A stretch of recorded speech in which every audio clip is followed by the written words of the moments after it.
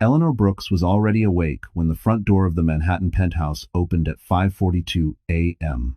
The city outside the floor-to-ceiling windows was still dark, the skyline muted and indifferent, like it had seen this moment 1,000 times before. She sat at the kitchen island, hands wrapped around a cold cup of coffee she had forgotten to drink. Victor Hale stepped inside quietly, shoes in hand, suit jacket slung over his shoulder. He smelled like expensive whiskey and a woman who wasn't her.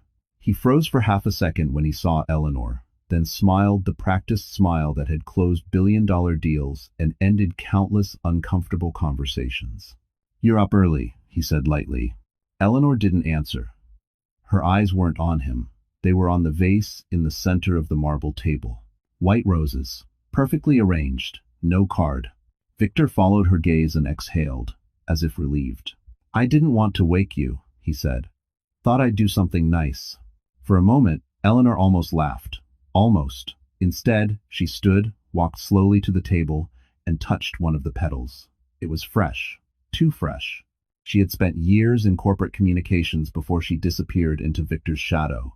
Years managing events, vendors, timing. She knew flowers, she knew florists, she knew delivery schedules. "These are beautiful," she said calmly. Victor relaxed. "I know you like white."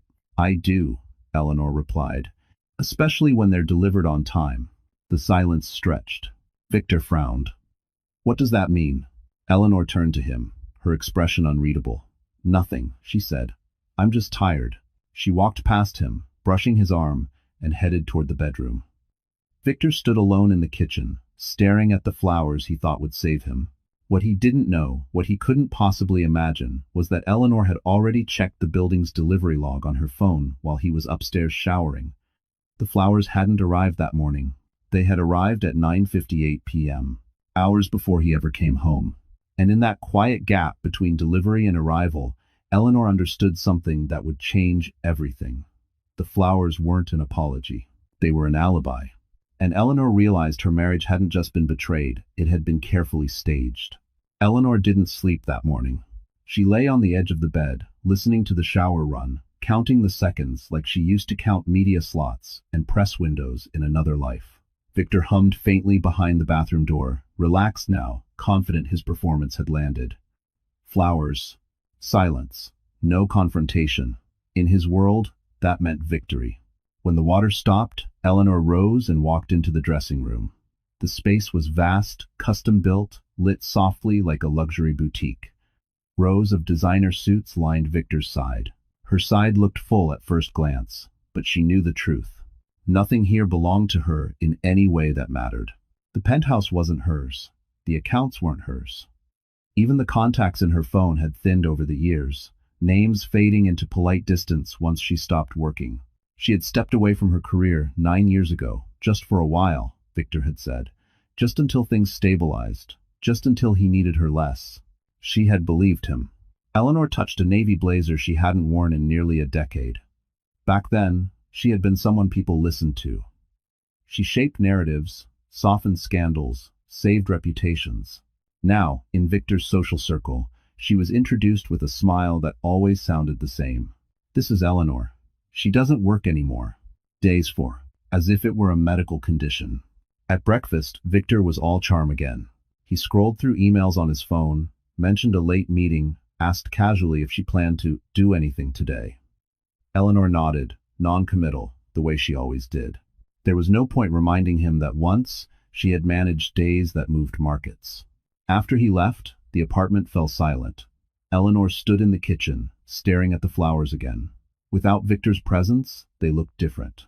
Less romantic, more calculated. She sat down with her laptop and opened a blank document. Her fingers hovered over the keys, then froze. For the first time, panic rose in her chest. Not loud, not dramatic, but heavy.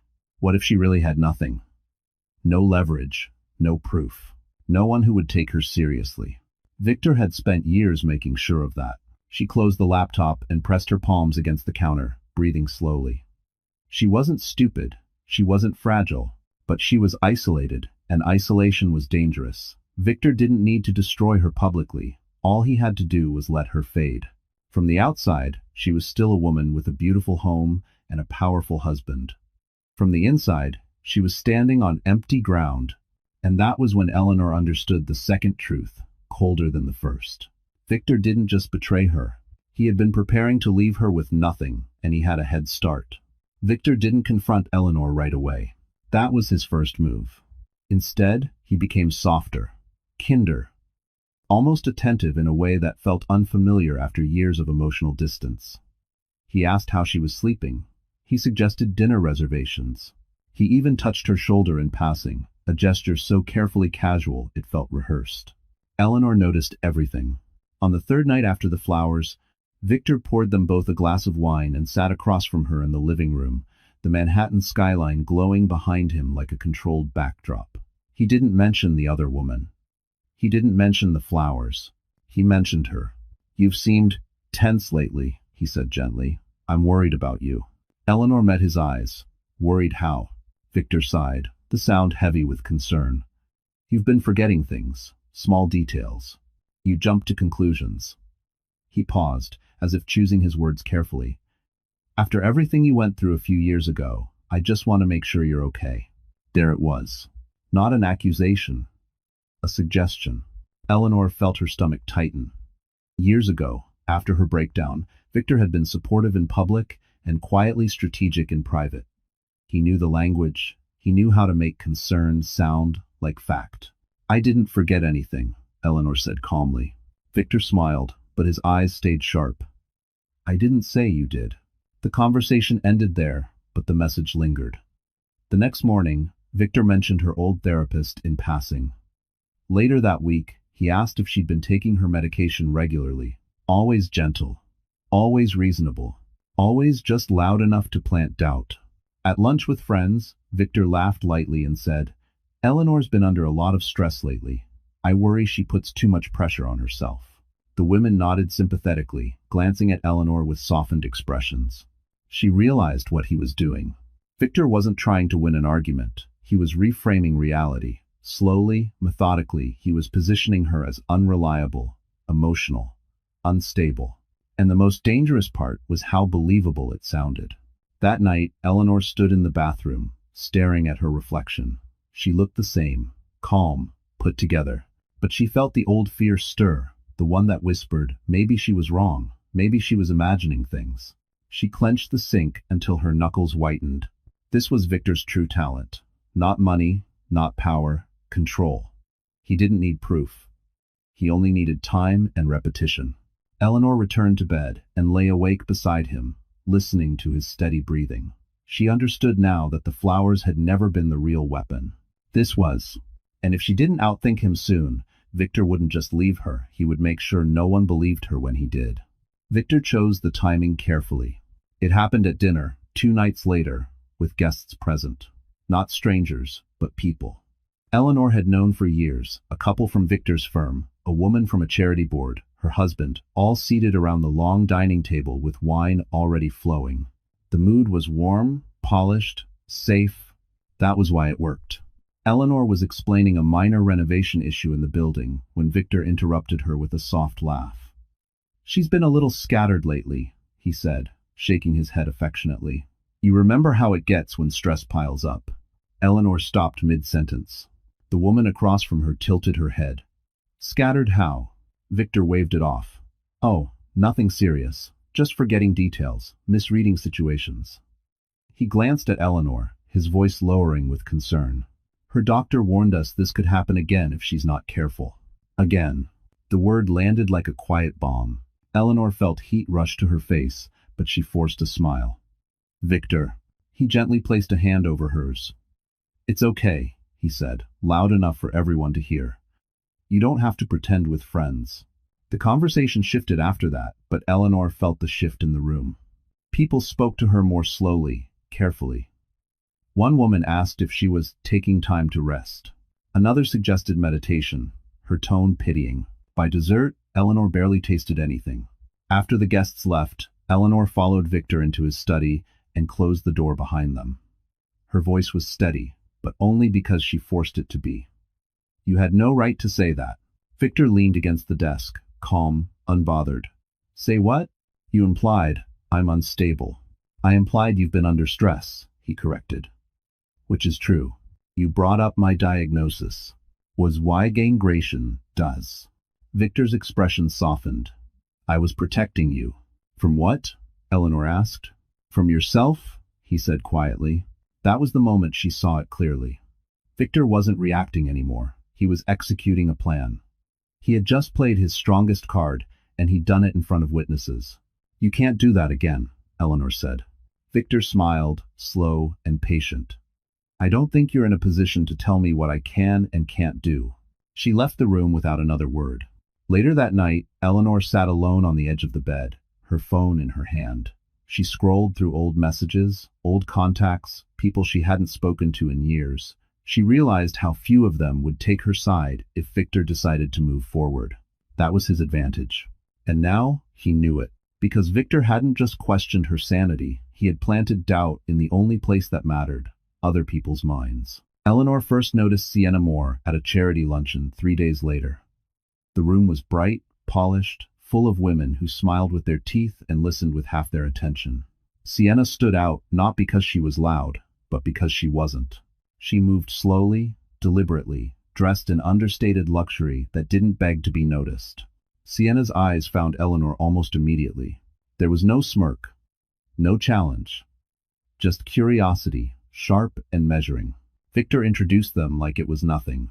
Eleanor, this is Sienna. She's been helping us with brand positioning. Us.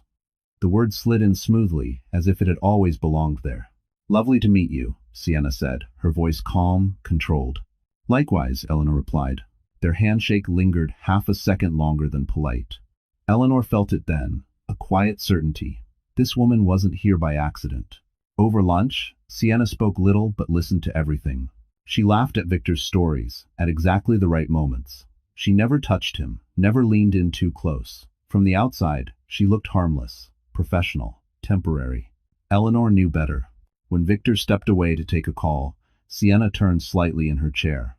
You have beautiful taste, she said softly. The apartment, it feels intentional. Eleanor held her gaze. It used to be. Sienna smiled, but it didn't reach her eyes. Change is uncomfortable, she said, but sometimes necessary. There it was. Not an insult, not a threat, an assessment. Sienna wasn't pretending to replace Eleanor. She was evaluating how difficult it would be. That night, Eleanor replayed the encounter again and again. Sienna hadn't overplayed her hand. She hadn't claimed Victor. She hadn't tried to humiliate Eleanor. That restraint was the most dangerous part. This wasn't an affair fueled by emotion. It was a transaction. Victor believed he was in control, that Sienna was impressed by his power, his money, his access. Eleanor saw what he couldn't. Sienna was climbing, and Victor was just one rung on the ladder. And if Eleanor stood in the way, Sienna wouldn't push her. She would step over her. Eleanor lay awake long after Victor fell asleep, staring at the ceiling, her pulse steady, her mind clear for the first time in days. She had been preparing for war with her husband. She hadn't prepared for a woman who didn't need love, didn't need promises, and didn't need permission. Eleanor understood then that surviving would require patience, misdirection, and the discipline to let her enemies believe she was already defeated, while she quietly studied every move they made next. Because Sienna Moore wasn't Victor's weakness, she was a strategist with her own endgame. The shift was subtle at first, almost polite. Eleanor noticed it in the pauses. Conversations that stopped when she approached. Invitations that never arrived but were later discussed in front of her as if she had simply forgotten. Smiles that tightened, eyes that slid away too quickly. Victor didn't announce anything. He didn't need to. The message traveled quietly, carried by implication and tone. At a gallery opening on the Upper East Side, Eleanor stood alone with a glass of champagne that remained untouched. A woman she once called weakly nodded from across the room but didn't come over. Another leaned close to Victor, laughing, her hand resting comfortably on his arm. Eleanor recognized the posture immediately. Alignment. When Eleanor spoke, people listened with that careful expression reserved for fragile things. They agreed too quickly. They changed the subject faster. It was kindness sharpened into exclusion. Victor played his role perfectly. He kept a respectful distance, allowing others to draw their own conclusions. Occasionally, he would glance at Eleanor with concern, just long enough for someone else to notice. The implication was clear. He was patient. He was loyal. He was trying. By the end of the night, Eleanor felt transparent. The real blow came the following afternoon. She received a message from the charity board she had served on for 6 years. The language was warm, apologetic, vague. They thought it might be best if she took a temporary step back to focus on her well-being. They hoped she understood. She understood exactly. One by one, the structures that had once anchored her disappeared. No argument, no scandal, just removal. Victor hadn't destroyed her reputation. He had made her irrelevant. That evening, Eleanor sat on the bedroom floor, back against the bed, phone in her hand. She scrolled through contacts, hesitating before each name. Who would believe her? Who would risk standing beside a woman quietly labeled unstable? Her chest tightened, breath shallow. This was the danger point, the moment when isolation turns inward, when silence starts sounding like confirmation. She set the phone down and closed her eyes, grounding herself the way her therapist had taught her years ago. Name 5 things you can see, 4 you can feel, 3 you can hear. The exercise steadied her. Eleanor stood and walked to the mirror. The woman staring back looked tired. Yes, but not broken, not confused, not defeated. They wanted her to disappear softly. She wouldn't. But she understood now that shouting wouldn't save her. Proving innocence wouldn't work. This wasn't about truth. It was about perception. And perception could only be shifted from a position of strength. Eleanor straightened her shoulders and picked up her phone again, scrolling past familiar names to one she hadn't touched in years. Because social death wasn't the end. It was the warning.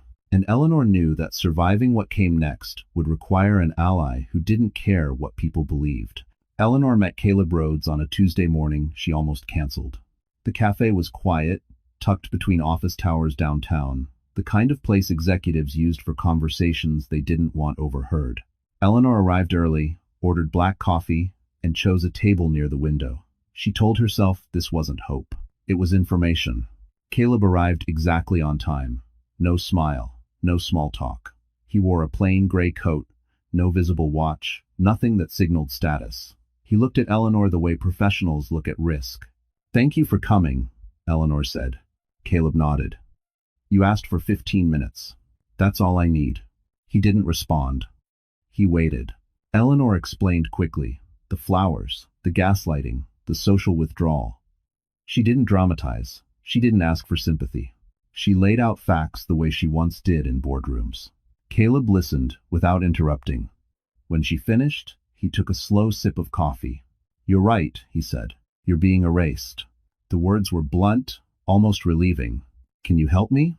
Eleanor asked. Caleb met her eyes. "No." The answer landed hard. He continued calmly. "Not yet. You don't need saving. You need leverage. And right now, you don't have it." Eleanor exhaled, steadying herself. "Then why did you come?" "Because Victor Hale makes the same mistakes every time," Caleb said. "He overestimates control and underestimates memory."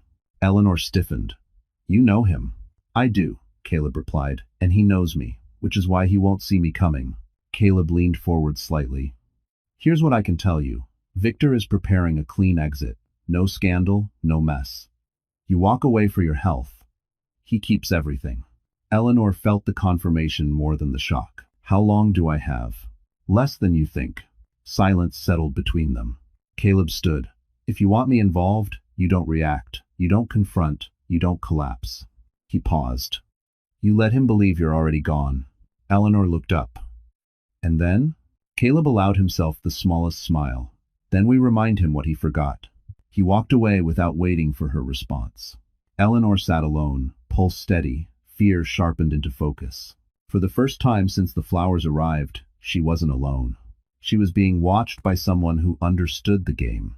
And Eleanor realized the most dangerous allies never rush in. They wait until the fall is inevitable.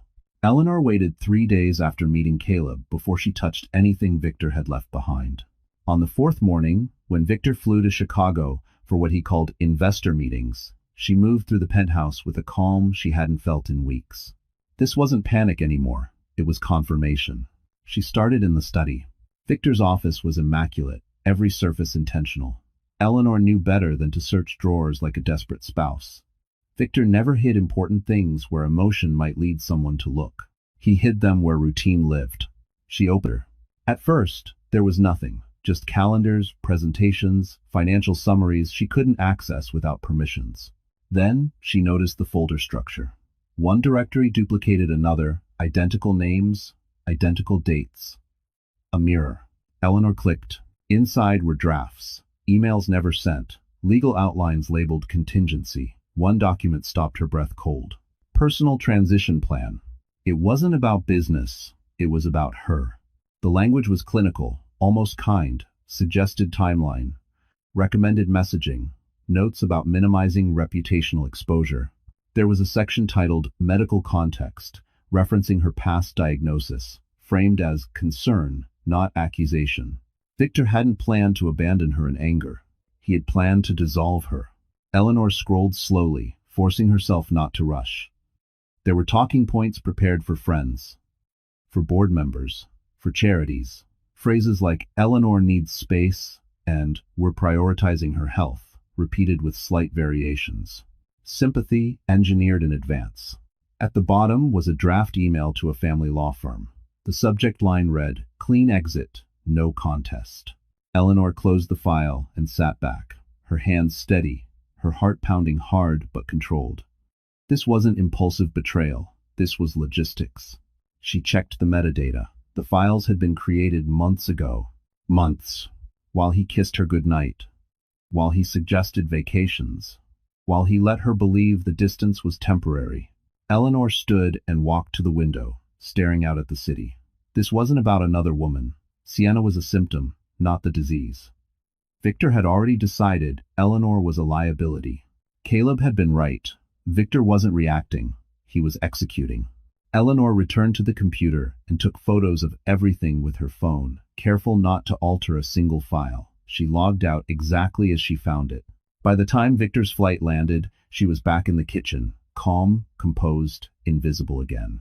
But something fundamental had shifted. She no longer wondered if she was imagining things. She no longer feared being wrong, because now she knew the truth with absolute clarity. Victor wasn't preparing to leave her someday, he was waiting for the moment she was weakest to finish the job. Eleanor waited 3 days after meeting Caleb before she touched anything Victor had left behind. On the 4th morning, when Victor flew to Chicago for what he called investor meetings, she moved through the penthouse with a calm she hadn't felt in weeks. This wasn't panic anymore, it was confirmation. She started in the study. Victor's office was immaculate, every surface intentional. Eleanor knew better than to search drawers like a desperate spouse. Victor never hid important things where emotion might lead someone to look. He hid them where routine lived. She opened. There was nothing, just calendars, presentations, financial summaries she couldn't access without permissions. Then she noticed the folder structure. One directory duplicated another. Identical names, identical dates. A mirror. Eleanor clicked. Inside were drafts. Emails never sent. Legal outlines labeled contingency. One document stopped her breath cold. Personal transition plan. It wasn't about business. It was about her. The language was clinical, almost kind, suggested timeline, recommended messaging, notes about minimizing reputational exposure. There was a section titled Medical Context, referencing her past diagnosis, framed as concern, not accusation. Victor hadn't planned to abandon her in anger. He had planned to dissolve her. Eleanor scrolled slowly, forcing herself not to rush. There were talking points prepared for friends, for board members, for charities. Phrases like Eleanor needs space and we're prioritizing her health, repeated with slight variations. Sympathy engineered in advance. At the bottom was a draft email to a family law firm. The subject line read, "Clean exit, no contest." Eleanor closed the file and sat back, her hands steady, her heart pounding hard but controlled. This wasn't impulsive betrayal, this was logistics. She checked the metadata. The files had been created months ago. Months. While he kissed her goodnight, while he suggested vacations, while he let her believe the distance was temporary. Eleanor stood and walked to the window, staring out at the city. This wasn't about another woman. Sienna was a symptom, not the disease. Victor had already decided Eleanor was a liability. Caleb had been right. Victor wasn't reacting, he was executing. Eleanor returned to the computer and took photos of everything with her phone, careful not to alter a single file. She logged out exactly as she found it. By the time Victor's flight landed, she was back in the kitchen, calm, composed, invisible again. But something fundamental had shifted. She no longer wondered if she was imagining things. She no longer feared being wrong, because now she knew the truth with absolute clarity. Victor wasn't preparing to leave her someday, he was waiting for the moment she was weakest to finish the job. Eleanor cried for Victor exactly once after she found the files. She waited until evening, until he returned from Chicago, carrying exhaustion and confidence in equal measure. She let the tears come quietly at first, then louder, uncontrolled, the kind that frightened people who preferred order. Victor froze, startled, then moved into position immediately. "What happened?" he asked, already sounding concerned. Eleanor shook her head, hands trembling, breath uneven. "I don't know," she whispered. "I just feel lost." And exit time. It was the first true thing she'd said to him in weeks. Victor guided her to the couch, sat close but not too close. He listened, he nodded, he didn't interrupt. He played the role of the patient husband so well it would have fooled anyone who didn't know better. "I think I need help," Eleanor said, voice breaking. "Maybe you were right. Maybe I've been pushing myself too hard." Victor's relief was almost imperceptible, but Eleanor saw it. He reached for her hand. "There's nothing wrong with admitting that," he said softly. "We'll take care of you." Care of you. Not with you. Over the next few days, Eleanor leaned into the image Victor had been building. She canceled lunches. She slept later. She mentioned headaches. She asked Victor to remind her about appointments she didn't have. Each small concession fed the narrative. Victor became attentive again, almost tender. He told people Eleanor was resting, that she needed privacy. He handled things for her. He spoke on her behalf, exactly as planned. Behind closed doors, Eleanor was wide awake. She returned to the MacBook she hadn't touched in years, opening files from her old career. Media contacts, strategy notes, crisis timelines. The skills she'd buried hadn't vanished. They had waited. She documented everything. Dates, statements, patterns, not emotional impressions, facts. She sent copies. When Victor suggested she start seeing her old therapist again, Eleanor agreed immediately. When he offered to manage her medications, she let him. Compliance was camouflage. Victor began moving faster. She noticed new emails arriving late at night, phone calls taken on the balcony. The trap was closing, and he believed she was already inside it. One evening, Victor kissed her forehead and said, "I'm proud of you for trusting me." Eleanor smiled weakly and said nothing. Trust was what had nearly destroyed her. Now, it would destroy him. She lay awake beside Victor, listening to his breathing, steady and untroubled. He believed the hardest part was over, that Eleanor was shrinking into the shape he needed her to be. He never considered the alternative. That breaking was a performance, and that the woman he thought was fading had never been more focused in her life. Because Eleanor wasn't losing herself, she was disappearing on purpose, and Victor was helping her do it.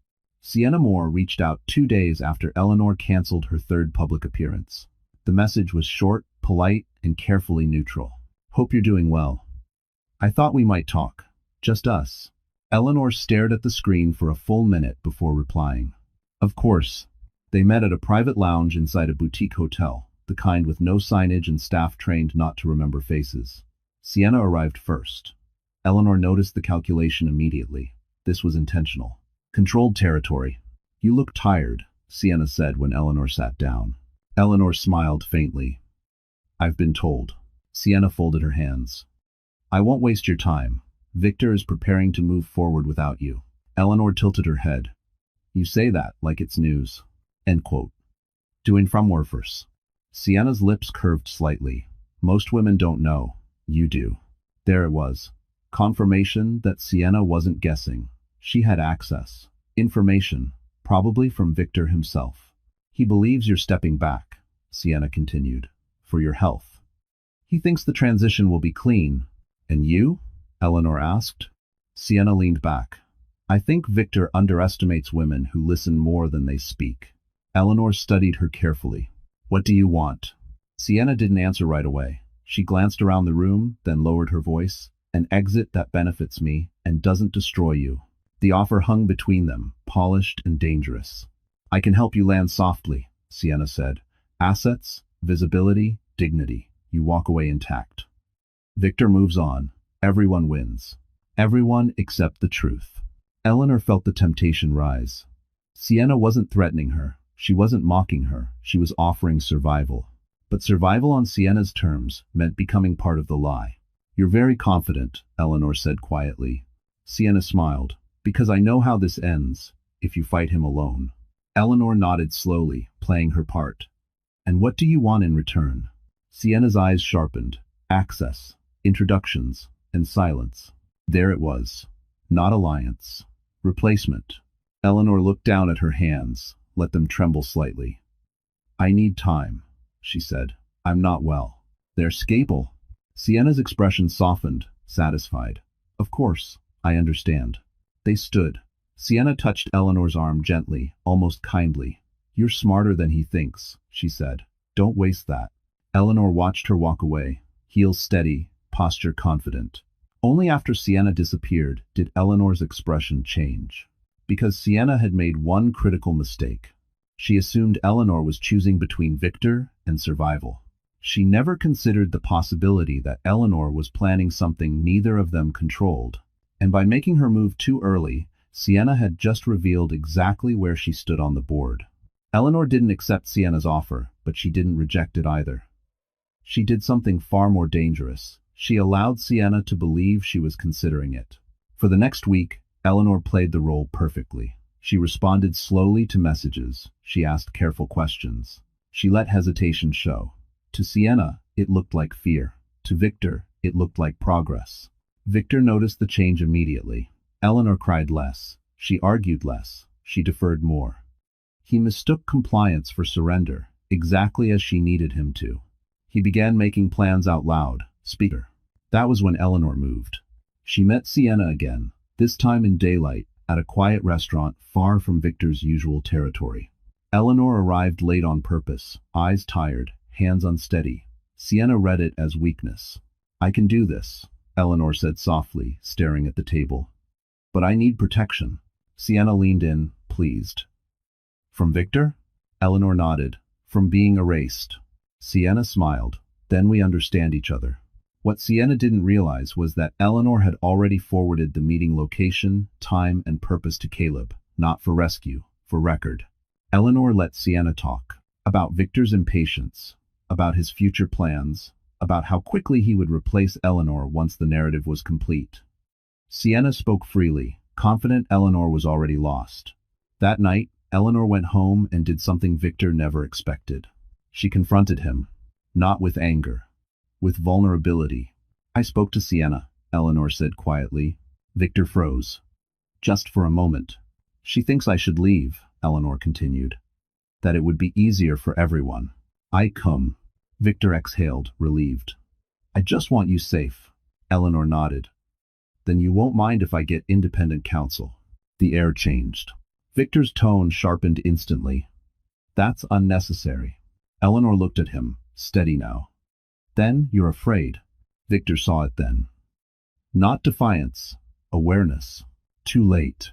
Because in trying to control both women, Victor had exposed himself to both. And in believing Eleanor was broken, Sienna had spoken too freely. Neither realized the truth until it was unavoidable. They weren't betraying Eleanor. They were betraying each other. And Eleanor was standing exactly where the truth finally crossed paths with consequence. Caleb didn't call Eleanor. He sent a location. No explanation. No reassurance. Just an address and a time. Eleanor arrived 10 minutes early, as instructed. The building was anonymous, the kind of midtown office tower people passed without noticing. Inside, the lobby was quiet, polished, forgettable. Caleb was already there, seated at a corner table in a private conference room, a single folder placed neatly in front of him. You didn't react, he said when she entered. That was the point, Eleanor replied. Caleb nodded once. Good, because reaction would have ruined this. He slid the folder toward her but didn't open it. Victor Hale thinks control is about silence, about managing stories before they exist. He paused. That's why he never looks backward. Eleanor didn't touch the folder yet. What did he miss? Caleb leaned back. 5 years ago, Victor forced me out of a merger by feeding selective information to regulators. Nothing illegal, just enough to poison the deal. He thought I disappeared. And you didn't, Eleanor said. I documented everything, Caleb replied calmly. Patterns, timelines. His methods don't change, he just upgrades the packaging. Caleb opened the folder. Inside were charts, correspondence, internal memos. Eleanor recognized Victor's phrasing immediately, the same language he used at home. At dinner. With her. You're not his first clean exit, Caleb continued. You're just the first wife. Eleanor felt a chill move through her chest, but her voice stayed steady. Why show me this now? Because Victor made 2 mistakes, Caleb said. He underestimated your intelligence, and he assumed Sienna Moore was loyal to him. 2-1. Also. Eleanor looked up sharply. You know about her. I know about leverage, Caleb replied. Sienna wants acceleration, Victor wants containment. Those goals were never compatible. Caleb closed the folder. I can dismantle Victor's credibility in the only place that matters to him. Quietly, permanently, but only if you're prepared for what comes after. What comes after? Eleanor asked. Caleb met her eyes. Freedom without protection. No narrative handed to you. No savior standing in front. Eleanor considered that. For the first time, the fear wasn't paralyzing. It was clarifying. I don't want revenge, she said. I want him unable to do this to anyone else. Caleb allowed a faint smile. That's why this works. He stood, gathering the folder. The gala is in 10 days. Victor plans to end you there. Eleanor straightened. Then that's where it ends. Caleb nodded. Not for you. He paused at the door. For him, thanks for watching. And in that moment, Eleanor understood the game had shifted because the man who once erased others was about to be erased himself. The gala was everything Victor Hale loved about power. Crystal chandeliers, black cars lining the curb, cameras positioned just far enough to feel exclusive, but close enough to matter. The ballroom buzzed with money, influence, and people who believed they were untouchable. Victor moved through it like a man stepping onto his own stage. Sienna arrived on his arm. She wore confidence more than jewelry, her smile trained for lenses, her posture announcing arrival without a single word. Whispers followed them immediately. Victor welcomed it. This was the moment he had planned. Not the end of a marriage, but the unveiling of a replacement. Eleanor was not on the guest list. At least, that was what Victor believed. From the balcony overlooking the ballroom, Eleanor watched the scene unfold. She wasn't trembling. She wasn't angry. She was focused.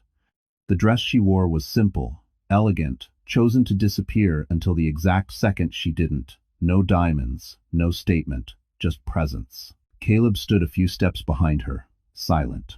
Once you walk down those stairs, he said quietly, there's no controlling the outcome.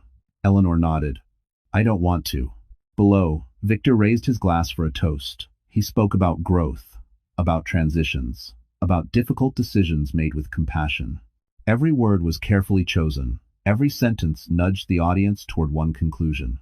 That Eleanor Brooks had quietly stepped aside. Sienna squeezed Victor's arm, playing her role flawlessly. Then Eleanor moved. She descended the stairs slowly, calmly, visible just enough for heads to turn. The ripple spread fast. Confusion first, then recognition, then silence. Victor saw her mid-sentence. His voice caught. For a fraction of a second, the mask slipped. Not fear, calculation scrambling. Eleanor stopped a few feet from the stage. She didn't interrupt. She waited. The pause stretched. Cameras shifted. Victor forced a smile. Eleanor, he said, as if surprised. I didn't expect you. I know, Eleanor replied evenly. That was the point. A murmur swept the room. Eleanor turned slightly, just enough to face the audience. I won't take much time, she said. I just wanted to be present for the story being told about me. Victor's jaw tightened. Because, Eleanor continued, it's interesting how easy it is to rewrite someone's life when you think they won't speak. Caleb stepped forward then, placing a folder on the edge of the stage. Victor stared at it, and for the first time that night, he understood something had gone wrong. Very wrong.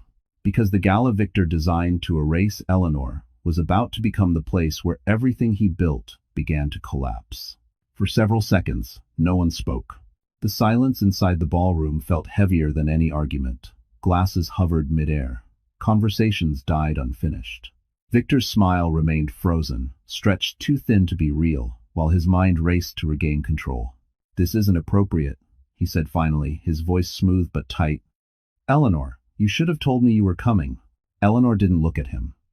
She looked at the room, at the faces that had quietly accepted his version of her disappearance without question. "I was told I wasn't well enough to attend public events," she said evenly. "So I thought it would be helpful for people to see me for themselves." A few guests shifted uncomfortably. Victor cleared his throat. "This isn't the place for personal matters." "You made it one," Eleanor replied. Sienna's expression flickered for the first time.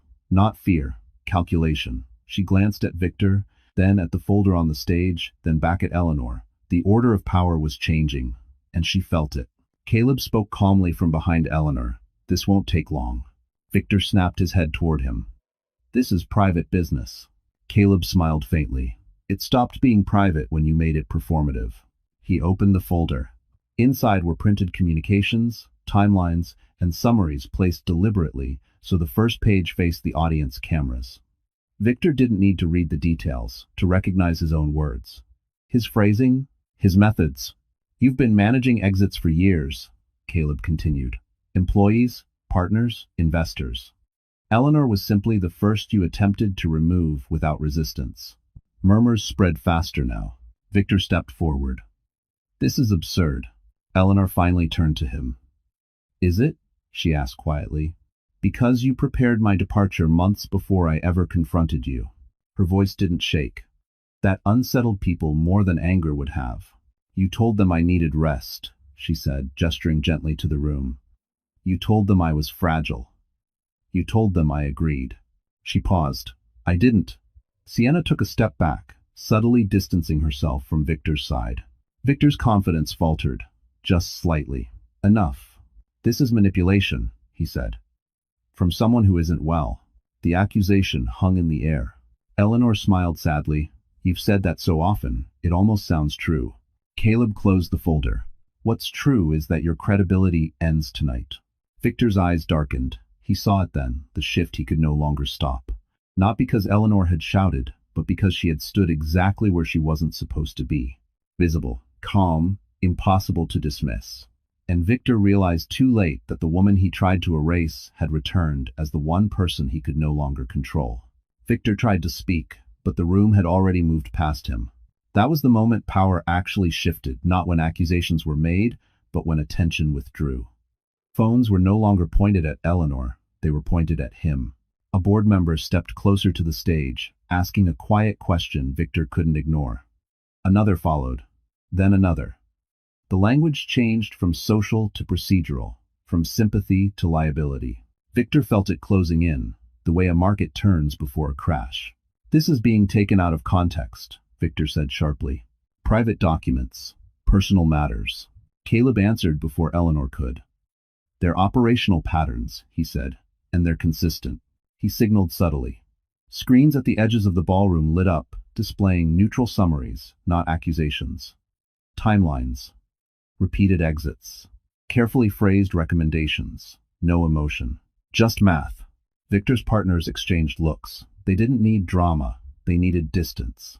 Sienna finally stepped away from Victor's side completely. It wasn't dramatic. She simply removed her hand, adjusted her posture, and became a separate figure. Cameras caught it immediately. The image would travel faster than any statement, Victor noticed. His voice tightened. "Sienna." She didn't look back. Eleanor watched quietly. This wasn't revenge. This was consequence, unfolding exactly as Caleb promised. Victor wasn't being attacked. He was being assessed. An assessment was fatal. A senior investor leaned toward another and whispered. Eleanor didn't hear the words, but she recognized the effect. The man nodded once. Decision made. Victor raised his voice. "This is ridiculous. I built this firm." "And now," Eleanor said calmly, "you're the risk it can't afford." The words landed cleanly. No anger, no triumph. Security appeared at the edge of the room, not to remove Victor, but to manage the crowd. That distinction mattered. He wasn't being punished. He was being contained. Victor looked at Eleanor then, truly looked, and for the first time understood the scale of what he'd lost. Not money, not reputation. Control. As the gala dissolved into quiet chaos, Eleanor stepped back from the stage. Caleb moved beside her, unobtrusive. Together, they disappeared the same way Victor once erased others without noise, without spectacle. Somewhere near the exit, a reporter asked a question no one answered. Silence followed, heavier than denial. Victor opened his mouth again, then stopped. He finally understood that explanations were useless now. In rooms like this, truth didn't matter. Confidence did. And his was gone tonight. Behind them, Victor Hale stood alone, surrounded by people who no longer needed him. And in the space of one public evening, the man who orchestrated clean exits became one himself. Sienna Moore left the ballroom before Victor did. That alone told the story. She didn't rush. She didn't look back. She moved with the calm efficiency of someone who understood when a position had become unsalvageable. Cameras caught her departure within minutes, the narrative already rewriting itself without her consent. By morning, the headlines were careful but sharp. Questions about Victor's leadership, concerns about governance, and quietly, subtly, Sienna's name disappeared from every article that mattered. Victor called her 3 times before noon. She didn't answer. When they finally met 2 days later, it wasn't in a hotel lounge or a restaurant with privacy agreements. It was in a plain office with glass walls, rented by the hour. Sienna arrived 10 minutes late on purpose. This wasn't the deal, Victor said the moment she sat down. Sienna removed her coat slowly. No, she replied. This was always the deal. You said you would stand with me, Victor snapped. I said I would stand where power was, she corrected. You confused the two. I was master. Victor stared at her, stunned by how quickly admiration had turned into distance. You used me. Sienna didn't deny it. You offered yourself. She leaned forward. You promised access, acceleration, insulation. You failed on all 3. Victor's voice dropped. You think you'll walk away clean? Sienna smiled, small and cold. Cleaner than you. She stood, gathering her things. You taught me something valuable, she added. Never tie yourself to someone who believes control is permanent. That was the last conversation they ever had. Within weeks, Sienna's contracts dissolved. Invitations stopped coming. Brands stopped returning calls. No scandal followed her. No dramatic fall. Just absence. The kind that told people she was no longer useful. She had built her ascent on proximity to power. And when that power collapsed, she had nothing underneath it. Eleanor heard about Sienna's disappearance secondhand, through whispers that never quite reached her directly. She didn't feel satisfaction, just clarity. Sienna hadn't been evil, she had been efficient. And efficiency without loyalty always demanded a price. Meanwhile, Victor's world continued to shrink. Meetings postponed, calls unanswered, lawyers replaced by silence. He had lost more than his firm. He had lost relevance. Eleanor watched it all from a distance. She chose. She didn't need to push. The system Victor trusted was doing the work for her. Because the final punishment wasn't humiliation, it was being forgotten. And for people like Victor Hale and Sienna Moore, that was the one consequence they could never recover from. The divorce was finalized on a Thursday morning, without raised voices or photographers waiting outside. Eleanor signed the papers in a neutral office that smelled faintly of toner and lemon cleaner, the kind of place designed to drain emotion from important decisions. Victor sat across from her. Thinner somehow, his confidence reduced to politeness. He tried once. You didn't have to do it this way, he said quietly. Eleanor met his eyes. This is the way you chose. The terms were clean. No public accusations. No courtroom spectacle. Eleanor took what was legally hers and nothing more. Victor kept the properties, the titles, the shell of a life that no longer protected him. It wasn't mercy. It was precision. Outside, Victor lingered. You could have destroyed me, he said. I didn't need to, Eleanor replied.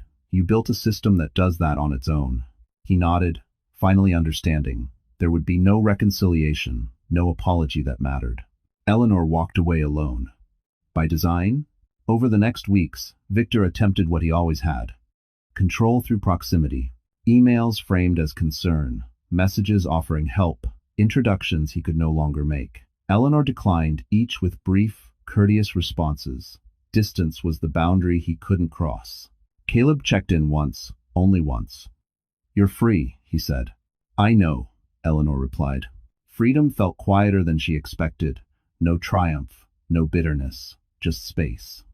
She moved out of the penthouse into a smaller apartment with morning light and windows she could open herself. She bought furniture she chose, paid for with accounts in her own name. Each receipt felt like proof. Victor, meanwhile, faded. His name became a cautionary footnote, mentioned carefully, then not at all. He learned what Eleanor already knew. Power doesn't fall loudly, it dissolves. Months later, Victor sent one last message. Not a plea, a statement. "I underestimated you." Eleanor read it, then deleted it without replying. The divorce had taken Victor's authority, his narrative, his certainty. It left him intact enough to live with the consequences. And it gave Eleanor something better than revenge. It gave her an ending without blood, and a beginning that belonged entirely to her. She slept better after that, not because the past was healed, but because it was finished. Each morning brought ordinary choices: coffee, work, silence that no one could negotiate away.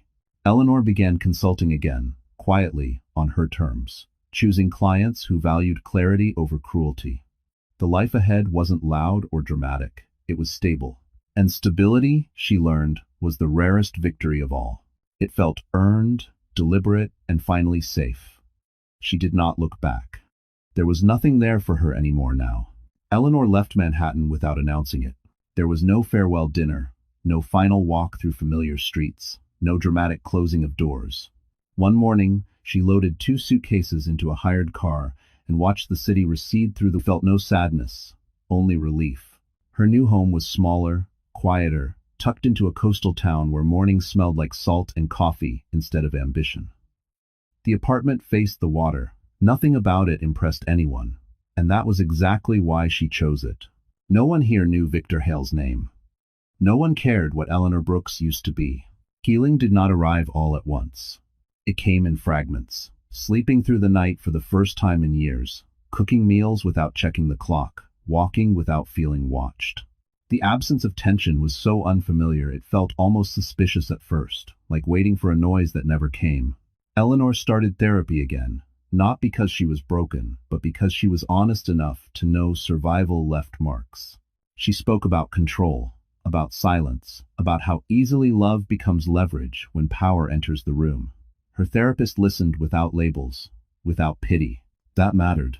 She returned to work slowly, consulting projects at first, remote, selective, companies that needed clarity, not spin, leaders who understood boundaries. Eleanor discovered her instincts were sharper now, her tolerance for manipulation non-existent. She trusted herself again. Caleb visited once, months later, not as a strategist, just as a man who respected distance. "You look lighter," he said. "I am," Eleanor replied. They walked along the shore, speaking about nothing urgent. He didn't ask questions she wasn't ready to answer. He didn't frame the past as a lesson. He let it be what it was. That, too, mattered. News from the city reached Eleanor occasionally, carried by mutual acquaintances who spoke carefully, as if mentioning Victor might reopen wounds. She learned he had moved again, that he consulted occasionally, that his influence never fully returned. She felt no satisfaction, just closure. One evening, Eleanor sat on her balcony as the sun dipped into the water, her phone buzzing beside her with a message from a new client. She accepted the project, set the terms, closed the app. For the first time in a long while, her life felt quiet without being empty. Healing, she realized, wasn't about becoming who she used to be. It was about becoming someone Victor could never have controlled. And as the sky darkened and the lights along the shore flickered on, Eleanor understood that this quiet wasn't temporary. It was home. Eleanor didn't fall in love the way she used to. There was no rush this time. No surrender disguised as romance. No quiet shrinking to make space for someone else's certainty. What grew between her and Caleb was slower, steadier, and grounded in something Eleanor had never experienced before: choice. They stayed in touch after his visit, exchanging messages that carried no urgency. Some days passed without communication at all, and neither felt the need to fill the silence. When Caleb visited again, months later, it wasn't because Eleanor needed support. It was because they both wanted company. He stayed in a small hotel near the harbor, never assuming access to her space. They cooked together, walked along the water, spoke about work, books, weather, nothing loaded. Eleanor noticed how easily she breathed around him, how her body didn't brace for impact. One evening, as they sat on her balcony watching the tide pull in, Caleb spoke quietly. "I don't want to be the man who found you when you were broken." Eleanor turned to him. "I wasn't broken," she said. "I was cornered." End quote. He nodded. "Then I don't want to be the man who saves you." She smiled. "Good. I don't need one." That was the moment something settled between them. Their relationship didn't erase the past. It didn't redeem it. It existed alongside it, respectful of the distance Eleanor needed. Caleb never rushed her healing. He never asked her to explain Victor or justify her caution. When she pulled away, he didn't chase. When she stepped closer, he didn't take more than she offered. Eleanor realized that was what safety felt like. Months passed. Their lives intertwined naturally. Work trips overlapped. Friends met without ceremony. There were disagreements, of course, but no punishment followed them. No withdrawal. No silence weaponized. One morning, Eleanor woke to sunlight and the sound of Caleb making coffee in her kitchen. Not as a guest, not as a fixture, just as someone who belonged in the moment. "I've never lived like this," she admitted. Caleb handed her a mug. "Neither have I." Love, Eleanor learned, wasn't intensity. It was consistency. It was knowing that if she spoke, she would be heard, and if she didn't, she wouldn't be erased. It was partnership without hierarchy, affection without leverage. For the first time in her life, Eleanor wasn't loved for her usefulness, her patience, or her silence. She was loved for her presence, and that made all the difference. Eleanor's wedding was nothing like her first. There were no chandeliers, no guest list curated for influence, no speeches about legacy or power. The ceremony took place on a quiet stretch of coastline just outside town, where the water met the sand without asking permission. Fewer than 30 people attended. Everyone there knew her name for the right reasons. She wore a simple dress she chose herself, paid for with her own money, altered by a local tailor who asked questions about comfort instead of status. When Eleanor walked toward Caleb, there was no weight in her chest, no fear disguised as excitement, only steadiness. Caleb met her halfway. That, Eleanor realized, was the difference. Their vows were short, honest. They promised partnership, not possession, growth, not sacrifice. When the ceremony ended, there was laughter instead of applause, and the sound carried easily in the open air. Victor did not know, and that felt right. Later that evening, as the sun dipped low and the guests lingered over food and conversation, Eleanor stepped away for a moment, standing alone near the water. She thought about the woman she had been quiet, contained, shrinking to survive. She didn't judge her. That woman had done what she needed to do. But she was done now. Caleb joined her, slipping his hand into hers. No announcement, no claim, just presence. "You okay?" he asked. Eleanor nodded. "Better than okay. It's now Shinavom's no, daughter." In the months that followed, life unfolded gently. Eleanor's consulting work expanded, not explosively, but sustainably. Clients sought her out by recommendation, drawn to her clarity and refusal to manipulate. She built something steady, something that couldn't be taken from her with a signature or a rumor. Occasionally, Victor's name surfaced, usually in passing. Someone would mention a failed venture, a missed opportunity, a man who used to be important. Eleanor felt nothing sharp when she heard it. His story no longer intersected with hers. That was the true ending. One morning, Eleanor received flowers. White roses. She paused when she saw them, memory flickering, but these were different. No mystery, no performance. A card rested openly among the stems, written in a familiar hand. "Just because." "Rafto." Eleanor smiled. This time, the flowers weren't proof of anything. They didn't explain or excuse. They were simply a gift, freely given, without strategy. That was her reward. Not wealth taken, not enemies destroyed, but a life rebuilt on truth, a love that didn't require her silence, and the quiet knowledge that the woman once erased now stood fully, finally, in her own name. So, the story has come to an end, and if you're still here with me right now, truly still here until this moment, then something in this story has touched your heart in a quiet but real way. Maybe it wasn't the betrayal. Maybe it wasn't the revenge. Maybe it was the slow realization that strength doesn't always look loud, and healing doesn't always look dramatic. What this story reminds us is simple, but powerful. You don't win by screaming your truth. You win by standing firmly in it. The Stoic philosopher Marcus Aurelius once wrote, "You have power over your mind, not outside events. Realize this, and you will find strength." Eleanor didn't control her husband's betrayal, the lies, or the cruelty. What she controlled was her response, her patience, and her decision to not disappear just because others wanted her to.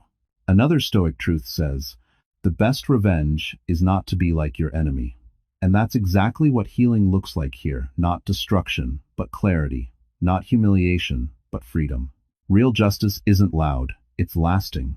So, if this story resonates with you, maybe it's because you're learning the same lesson in your own life.